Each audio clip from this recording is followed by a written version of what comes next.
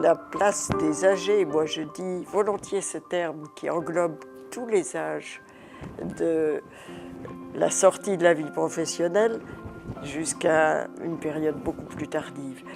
Et elle est tout simplement essentielle. Je pense qu'actuellement, les âgés sont la clé de voûte de notre cohésion sociale. S'il n'y avait pas ces âgés pour soutenir les familles, on le sait, les enfants, être présents, les associations, les partis politiques, ils sont actifs partout. Et sans cela, je suis sûre qu'en proie à des difficultés, la cohésion, la solidarité, l'union de notre société serait beaucoup moins forte.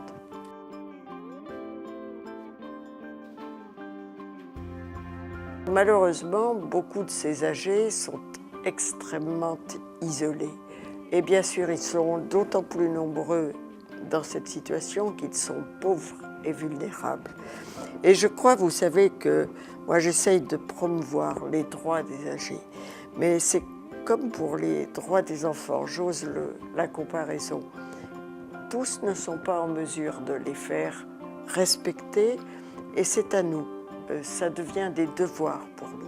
C'est un devoir de voisinage, au sens le plus large de ce terme. Chacun fera l'expérience que ce qui est bon pour les âgés dans ces circonstances est bon pour le groupe tout entier, est bon pour la société tout entière.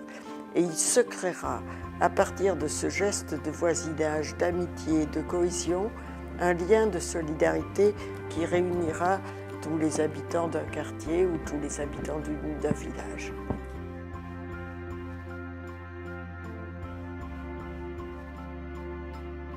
J'ai déjà partagé cette journée les fleurs de la fraternité parce qu'elle a un sens multiple. Il s'agit de donner une fleur à une personne qu'on ne connaît pas dans la rue et on lui explique que ce serait bien, on ne lui fait pas obligation bien évidemment, de la donner, d'aller la porter à une personne âgée qu'elle connaît.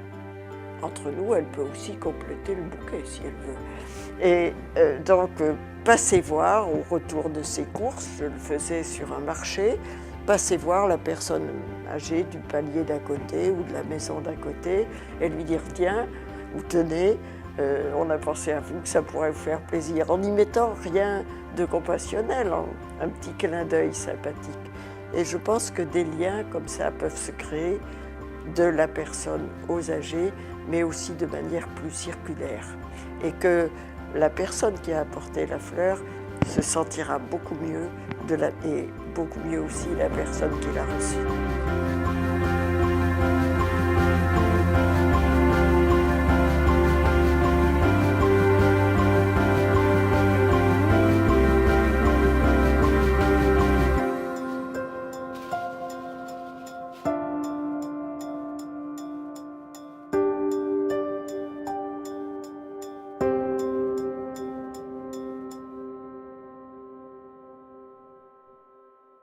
Vous aussi, le 1er octobre, si vous voulez combattre l'isolement, la tristesse des âgés, allez les voir, offrez-leur une fleur et dites-leur tout ce que vous pensez de bon et de bien et d'amical à leur égard et réciproquement. Vous en recevrez tout autant.